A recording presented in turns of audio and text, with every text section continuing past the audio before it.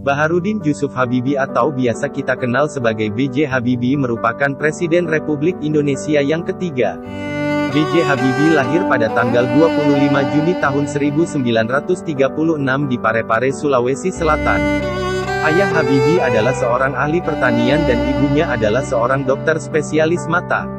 B.J. Habibie dikenal sebagai seorang ilustrator Indonesia yang memiliki sumbangsi besar pada teknologi pesawat terbang dunia. Sebelum memasuki dunia politik, Habibie dikenal sebagai seorang profesor dan ilmuwan dalam teknologi aviasi internasional dan satu-satunya Presiden Indonesia yang berlatar belakang teknokrat. Habibie menjabat Presiden Indonesia pada tanggal 21 Mei tahun 1998 hingga tanggal 20 Oktober tahun 1999. Sebelum menjabat sebagai Presiden, Habibie menjabat sebagai Menteri Negara Ristek dan Teknologi sejak tahun 1978 sampai Maret tahun 1998. Sebagai Presiden, B.J. Habibie melakukan banyak perubahan kebijakan penting.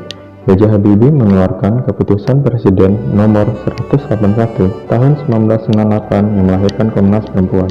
B.J. Habibie juga banyak berjasa dalam proses demokrasi dan mengantar Indonesia ke era reformasi.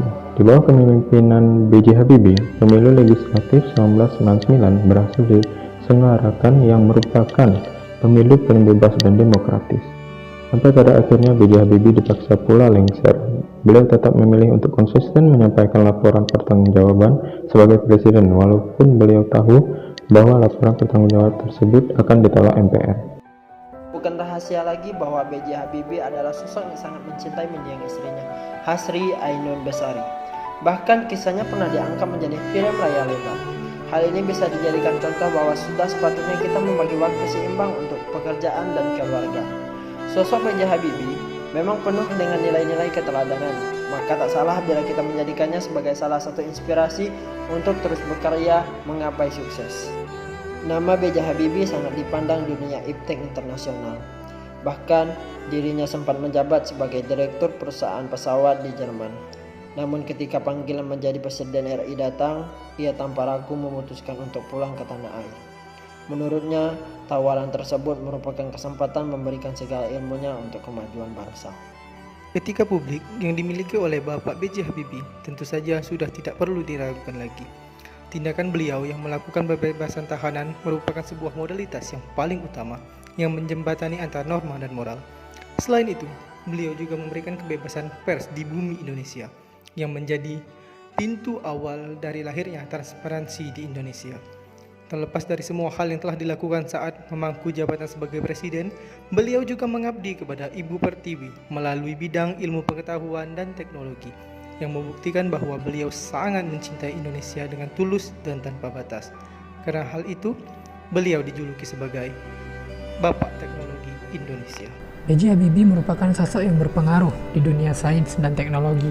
Terbukti, ia memiliki 46 hak paten dan membuat pesawat pertama Indonesia, yaitu N250 Gatot Kaca yang diterbangkan pada 10 Agustus 1995, yang menjadi hadiah kemerdekaan Indonesia yang ke-50. Ia cepat dalam memahami kondisi di mana saat ia menjabat sebagai presiden, nilai rupiah melemah hingga Rp15.000 per US dollarnya, kemudian menjadi 7.000 US per dolarnya. Presiden ketiga Republik Indonesia Baharudin Jusuf Habibie merupakan tokoh yang meletakkan fondasi pemberantasan korupsi di Indonesia. Hal itu terbukti dengan terbitnya Undang-Undang Nomor 28 Tahun 1999 tentang penyelenggaraan negara yang bersih dan bebas KKN, dan Undang-Undang Nomor 31 Tahun 1999 tentang pemberantasan tindak pidana korupsi. Kontribusi B.J. Habibie saat menjadi presiden masih sangat dirasakan sampai saat ini, apalagi di Undang-Undang Nomor 31 Tahun 1999 merupakan pertama kalinya ditegaskan perintah membentuk KPK.